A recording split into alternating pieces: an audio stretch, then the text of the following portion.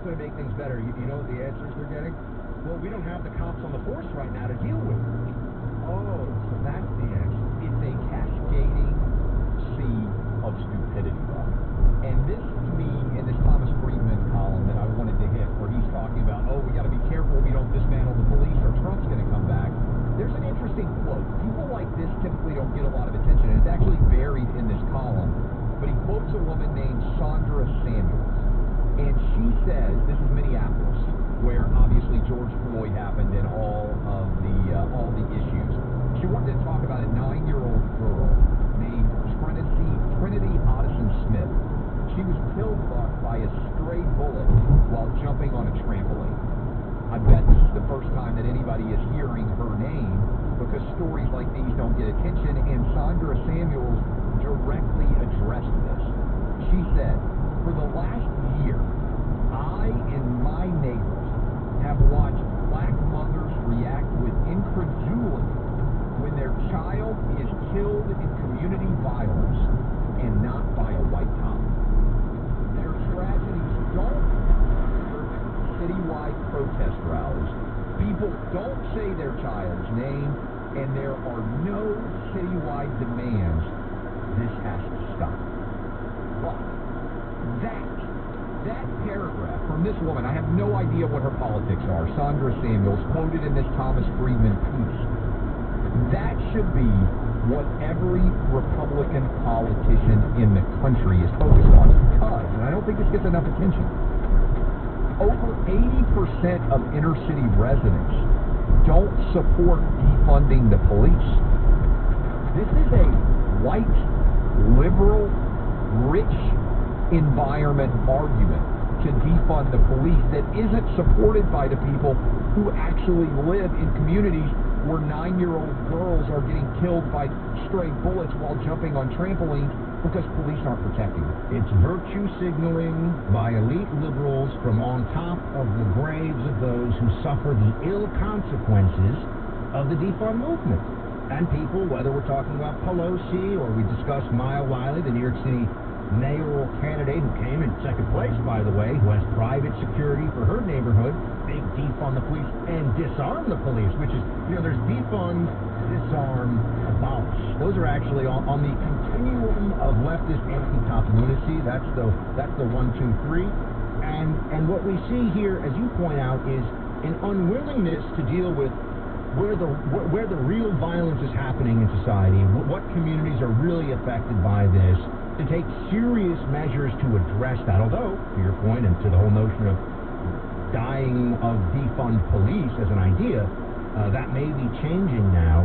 But what we also have to understand is that the fundamental, foundational lie of the BLM movement is that, the Washington Post has, they compiled data on this, and in 2019, they claimed that 13 unarmed, and that's the year that they've done this last full spectrum data on, 13 unarmed black men were killed by police in 2019. The BLM movement, and I've covered these protests, I've got tons of photo and video footage of what is said, and I'm not just focusing on the stuff that, the most extreme stuff, like the pigs in a blanket, fry them like bacon stuff that's been said at BLM protests on video, but it is, the central premise is that our law enforcement system is racist, and that racist cops kill unarmed black men without consequence and in a systematic way, meaning this is just what keeps happening.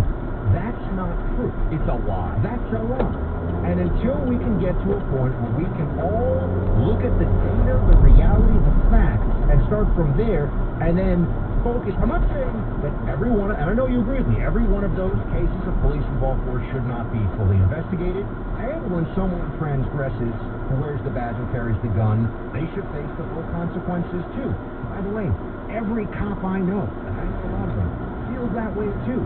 Their job is made harder when somebody, they call them perps in uniform, the NYPD. They say sometimes, there are perpetrators in uniform. Anytime that happens, they know it makes their lives, their jobs harder. Also puts them at greater risk, by the way. Another statistic from the Washington Examiner is you've had a 40% increase in cops killed in 2021. Now, people that have just heard me talk about the number of unarmed black men, 13 killed in 2019, would say, fuck, it's how many cops we're talking about. I'd say it's less than 100, but again, if we're looking at the trend, for every law enforcement officer who's killed in the line of duty, there are a whole lot more who are attacked, assaulted, spit on, have a more difficult, more violent interaction with the public, right? I mean, thinking about this like a pyramid, so when you have a substantial increase in what is admittedly a pretty small number in the grand scheme of things of law enforcement officers in a lethal force incident like that, you can assume that people think that they can get rougher with cops. And that's going to lead to more bad outcomes on both sides. More people shot who are unarmed, and more law enforcement officers who are killed.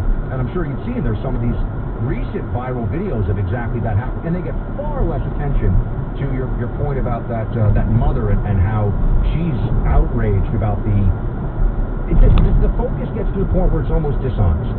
It's totally dishonest. And I think there's a lot in what you said. One stat that jumps out to me, I believe the most recent data is police officers are about, of all races, 18,000 times more likely to be killed by a black person than they are to kill an unarmed black person. Think about that. A police officer about 18,000 times as likely. I believe Heather McDonald's stats reading about that. You talked about police shootings, and I think this goes to the fundamental essence of the lie behind the Black Lives Matter movement. 75% of people who are shot and killed by police every single year are white, Hispanic, or Asian. 25% are black. I think the vast majority of Black Lives Matter protesters would have no idea that data is actually 100% true when you look at the statistical numbers. And then the larger context here, we have a society right now that is run by anecdote. Whatever you believe, there is a viral video out there to support it.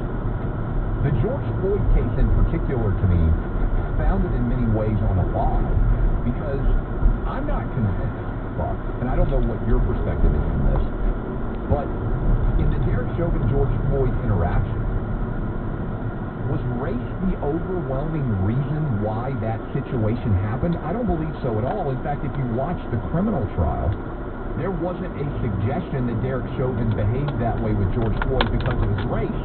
And I hate to go a time to kill on you again, but let's pretend that same exact incident happens in Minneapolis, and the police officer who is on the ground is Asian, and the person that he is kneeling on is white. Is race an issue in any way there? Would our thought process on what the response should be different? In other words, you have to be very careful of the lazy analysis of white guy, black guy involved is automatically a hugely race-related